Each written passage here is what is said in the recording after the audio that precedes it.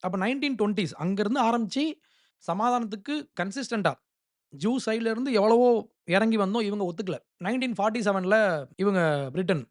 அவங்க அங்கருந்து வெளிய வரலாம் அப்படின்னு சொல்லி முடிவு பண்ணப்போ, இஸ்ரேல் என்ன பண்ணாங்க, "நீ விட்டு போய்ட்ட. We are the State of Israel" அப்படின்னு சொல்லி பப்ளிக்கா அனவுன்ஸ் பண்ணாங்க. 1948 மே 14த் அன்னைக்கு இஸ்ரேல் உருவாகுது. அதுல கூட அந்த ஒரு அறிக்கை ஒண்ணு விட்டாங்கல்ல, அந்த இண்டிபெண்டன்ஸ் டிக்ளரேஷன். அதுல கூட அவங்க என்ன போட்டிருக்காங்கன்னா, "we appeal in the very midst of the onslaught launched against us now for months." பல மாசங்களாக எங்களுக்கு எதிராக பல விஷயங்கள் செஞ்சிருந்தாலும், "to the Arab inhabitants of the State of Israel to preserve peace and participate in the upbuilding of the state on the basis of full and equal citizenship and due representation in all its provisional and permanent institutions." வாங்க நம்மல்லாம் சேர்ந்து இந்த நாட்ட கட்டுவோம் அப்படின்னு சொல்லி அழைப்பு விடுத்தாங்க. உங்களுக்கு நாங்க we give due representation in all institutions. எல்லா இன்ஸ்டிடியூஷன்ஸ்லயும் நாங்க உங்களுக்கு இடம் தர்றோம். நீங்க வாங்க நம்ம சேர்ந்து வாழலாம் அப்படின்னு சொன்னதுக்கு, நெக்ஸ்ட் அடுத்து we extend our hand to all neighbouring states. First பேரா வந்து பாலஸ்தீன மக்களுக்கு, பொதுமக்களுக்கு. அடுத்து நெய்பரிங் ஸ்டேட்ஸ் பக்கத்துல உள்ள நாடுகள் இருப்பாங்கல்ல. சிரியா, லெபனான், ஜோர்டன், ஈஜிப்ட் அவங்களுக்கெல்லாம் இவங்க ஒரு அப்பீல் குடுக்குறாங்க. வாங்க நம்ம சமாதானமா வாழலாம். வாங்க நம்ம கோஆப்பரேஷனா வாழலாம். நம்ம ஒற்றுமையா வாழலாம் அப்படின்னு சொன்னா, இவன் அடுத்த நாளே போருக்கு வந்துட்டான். மே 15 இஸ்ரேல் உருவாகி 1 நாள். சுத்தி எல்லாம் வந்து ரவுண்டு போட்டாங்க எல்லாரும். 50 million Arabs declared a holy war against 600,000 Jews. Syria sent half its army to battle. In the Golan Heights, the Syrian command planned the conquest of Galilee. At the same time, an Iraqi column advanced towards Palestine through Transjordan. On May the 11th, King Farouk of Egypt ordered his army to move eastward. The Egyptian Minister of War told his king, "Within 2 weeks, we will be in Tel Aviv." இப்படி எல்லாரும் சுத்தி வந்த உடனே Israel என்ன பண்ணாங்க, நல்ல பொளக்க அடிச்சாங்க. எவனும் தப்பிக்கல. எல்லாம் தெறிச்சு ஓடிட்டான். ஓடுனது சும்மா ஓடல. அதான் முக்கியம். இவன் என்ன பண்ணான் தெரியுமா? பாலஸ்தீன மக்களுக்கு நாங்க வந்து ஹெல்ப் பண்றோம் அப்படின்னு சொல்லி உள்ள வந்தவன், ஈஜிப்த் என்ன பண்ணிட்டான், இவன் காசாவ பிச்சுட்டு போயிட்டான். ஜோர்டன் என்ன பண்ணிட்டான், வெஸ்ட் பேங்க பிச்சுட்டு போயிட்டான்.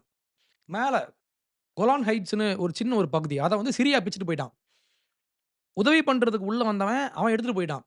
அப்போ இங்க ஒரு வார் ஜோன் அந்த மாதிரி ஒரு இடத்துல ஒரு வார் கான்ஃப்ளிக்ட் நடக்கும்போது, மக்கள் என்ன பண்றாங்க, வெளிய ஓடுறாங்க. மொத்தம் 8,00,000 8,00,000 பாலஸ்தீன மக்கள் நாட்ட விட்டு ஓடி போயிடுறாங்க. அகைன் இதுக்கு யார் காரணம் அப்படின்றது முக்கியம். யார் காரணம்? போர ஃபர்ஸ்ட் ஆரம்பிச்சது யாரு? Arab countries. அவங்க கூட துணையா போனது யாரு? பாலஸ்தீன பொதுமக்கள். அப்போ நீங்க வாருக்கு வரீங்க. இவங்க திருப்பி அடிக்கும்போது, நீங்க பயந்து போய் நாட்ட விட்டு ஓடிர்றீங்க. இதுக்கு இஸ்ரேல் காரணமா? நீயே சண்டைக்கு வர, நீயே அடி வாங்கிட்டு ஓடிர்ற. ஆனா பழி போடுறது யார் மேலனா இஸ்ரேல் மேல. அப்ப என்ன ஆகுது? இங்க ஒரு அகதிகள் பிரச்சனை ஒண்ணு உருவாகுது. பாலஸ்தீன பொதுமக்கள் அகதியாக பக்கத்து நாடுக்கு ஓடிர்றாங்க. ரைட்? இப்போ இவங்க பேசுறவங்கலாம், இந்த ஒரு பிரச்சனைய மட்டும் தான் பேசுவாங்க. இஸ்ரேல் பாலஸ்தீன மக்கள அடிச்சு ஓட வுட்டாங்க. அவங்க விரட்டப்பட்டாங்க அப்படின்றது தான் இவங்க சொல்ற ஒற்றை வரலாறு.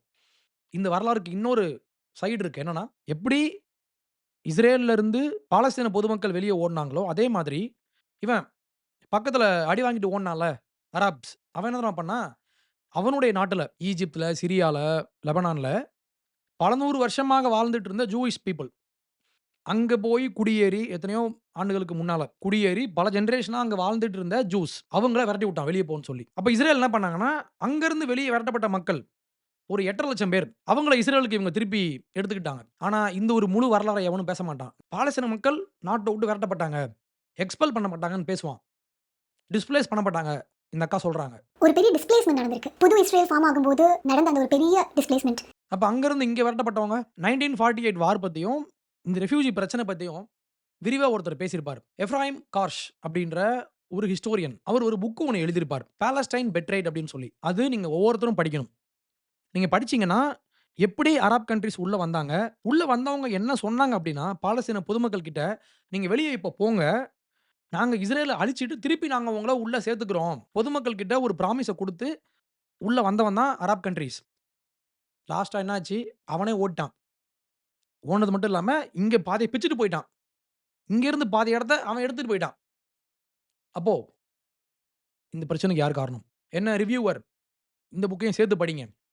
இந்த புக்கையும் ரிவ்யூ பண்ணுங்க.